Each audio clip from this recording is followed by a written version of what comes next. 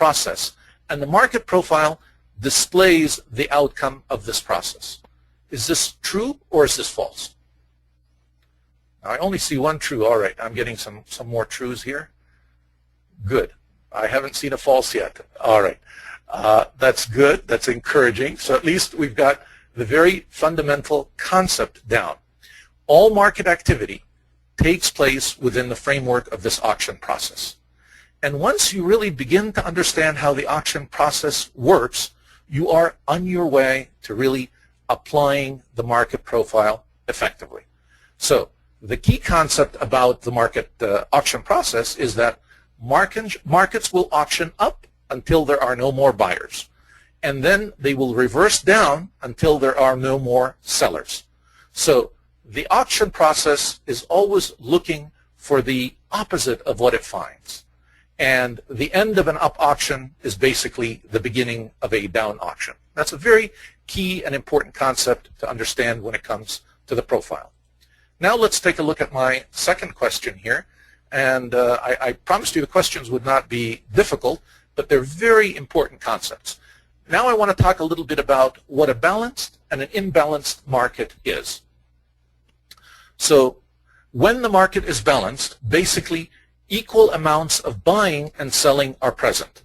And when the market is imbalanced, the market is either moving higher or lower in order to find an opposite response.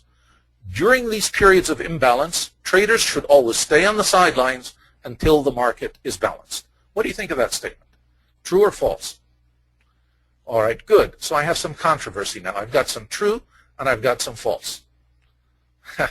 That's what I like. All right. This is really a judgment call. Being a professor, I have to give you a hint on answering any question.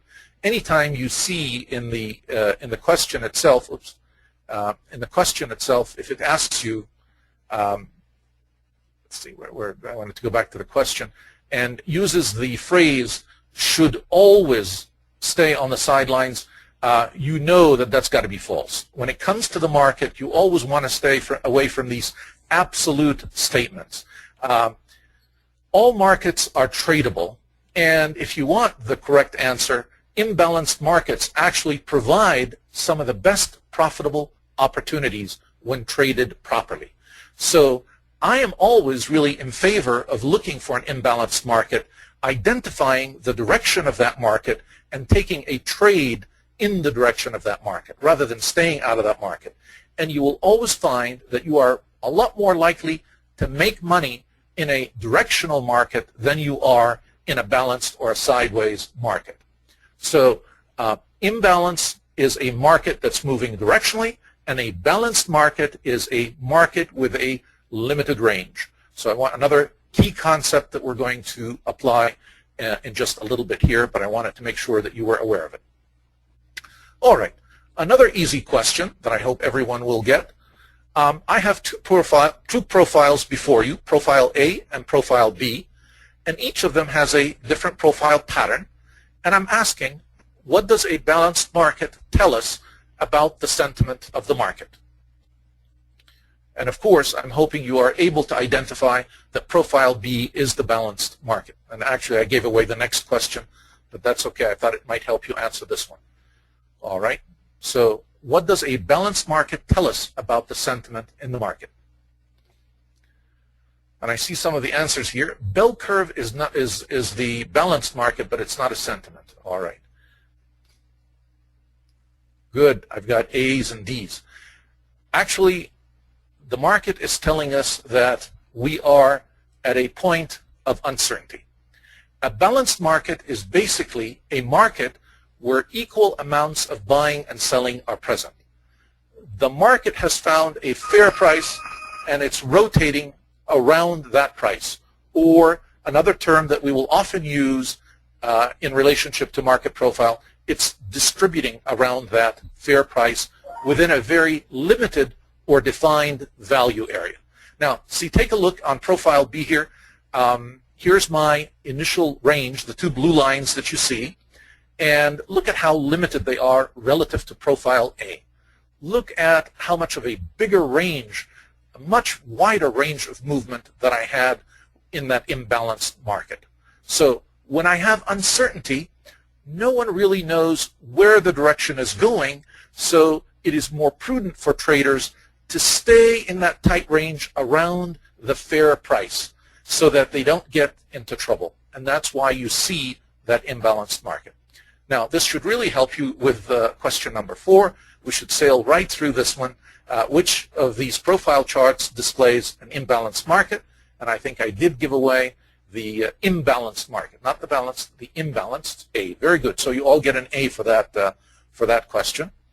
And now we move on to question number 5, the last question that we have and the last key concept we're going to cover, and then we're going to begin applying these wonderful concepts together. All right. For a point of control, on a profile chart, a point of control shows us what? The best price point to enter a trade, the best price point to exit a trade, the best price point where the price point where the greatest volume was traded, the price point where the greatest number of TPOs on a profile chart were found.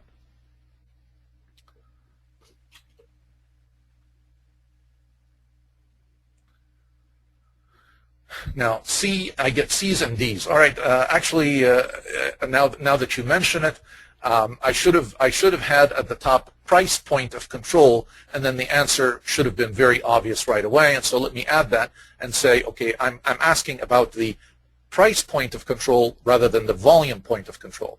And so for a price point of control, obviously the answer now would be letter D. So let's take a look here at answer 5, D, the price point where the greatest number of TPOs are on a chart profile. And what do we mean by TPOs? Time, price, opportunities. These are these letters that you see. So my point of control on this chart is right here during this balanced market. It shows 1178.25. That's my point of control for price. There's always another point of control for volume, but I actually didn't show it on this chart. I'm just focusing on price at this point in time. Not that volume point of